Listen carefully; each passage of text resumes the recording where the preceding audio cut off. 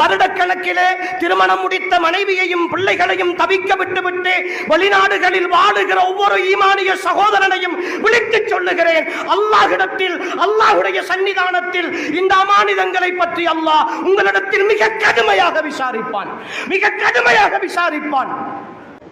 வெளிநாடுகளில் 10, 15, 20, 25 வருடங்கள் வாழ்ந்து கொண்டிருக்கிற என் ஈமானிய சகோதரர்களை விழித்து நான் சொல்லுகிறேன், திருமணம் முடித்து ஒரு மாதத்தில், இன்னும் சிலர் ஒரு வாரத்தில், இன்னும் சிலர் ஒரு சில மாதங்களில் நாட்டை விட்டு வெளியேறி போய்விடுகிறார்கள். 2, 3 வருடங்கள் கழித்து மீண்டும் ஒரு மாத விடுமுறையில் வருகிறார்கள். ஒரு மாத விடுமுறை வந்ததிலிருந்து வீட்டுக்கு குடும்பங்கள் வருவார்கள், சந்திப்புகள் இருக்கும், நண்பர்கள் வருவார்கள், இப்படியே கடந்து போகும். தூங்குகிற இரவுகளும் குறைந்து கொண்டே போகும். நாட்கள் வேகமாக உருண்டோடி இடையில் அவர்கள் போய்விடுவார்கள். மீண்டும் 3 வருடங்கள், 4 வருடங்கள் உழைத்து உழைத்து உழைத்து நான் எனக்கு தெரிய பிள்ளைகள் பிறப்பதற்கு பிள்ளை வயிற்றிலே இருக்கிற பொழுது வெளிநாடு போக ஆரம்பித்தவர் பிள்ளையினுடைய திருமணத்திற்கு கூட விடுமுறை பெற்றுத்தான் வந்திருக்கிறார் என்கிற தகவல்கள் கூட இந்த சமுதாயத்தில் பதிவு செய்யப்பட்டிருக்கின்றன. உறவுகளே, நான் தெளிவாக கேட்கிறேன், எதற்காக இந்த வாழ்க்கை? எதற்காக இந்த வாழ்க்கை?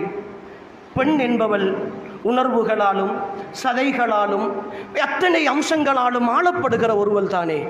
அவளுக்கென்ற ஆசைகள், அவளுக்கென்ற கனவுகள், உடலியல் தேவைகள் எல்லாம் இருக்கும் அல்லவா? எல்லா நேரமும் பெண் வீட்டிலே அடைபட்டு அவளுடைய உணர்வுகளை கட்டுப்படுத்தி இருக்க வேண்டும். அவள்தான் பெண் என்ற தத்துவத்தை இஸ்லாம் சொல்லித்தரவில்லையே. அவளுக்கென்ற ஆசை இருக்கிறது, அவளுக்கென்ற உணர்வு இருக்கிறது, அவளுக்கென்ற கனவு இருக்கிறது. ஒரு கணவனை அவள் பொறுப்பேற்கிற பொழுது தன் தந்தையிடத்தில், தாயிடத்தில் அனுமதிக்க முடியாத பல சுகங்களை பெற்றுக்கொள்ள வேண்டும் என்கிற எதிர்பார்ப்போடு அவள் கனவுகளோடு வந்து சேருகிறாள்.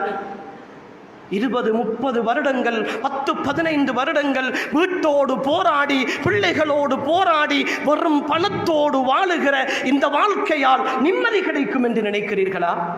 என்ன சந்தோஷத்திற்காக வெளிநாடுகளில் இருக்கிறீர்கள்? என்ன சந்தோஷத்துக்காக வெளிநாடுகளில் இருக்கிறீர்கள்? இருப்பதில் தவறு கிடையாது. ஒவ்வொருவருக்கும் ஒவ்வொரு பிரச்சனைகள் இருக்கும். ஆனால் அந்த பிரச்சனைகளை விட இந்த அமானிதம் அல்லாஹ்விடத்தில் பதில் சொல்ல வேண்டிய அமானிதம்.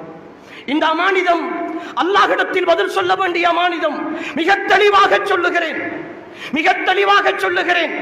ஒரு அத்தியாவசிய சூழ்நிலை இல்லாமல், ஒரு இக்கட்டான நிலைமை இல்லாமல் வருடக்கணக்கிலே திருமணம் முடித்த மனைவியையும் பிள்ளைகளையும் தவிக்க விட்டுவிட்டு வெளிநாடுகளில் வாழுகிற ஒவ்வொரு ஈமானிய சகோதரனையும் விழித்துச் சொல்லுகிறேன்.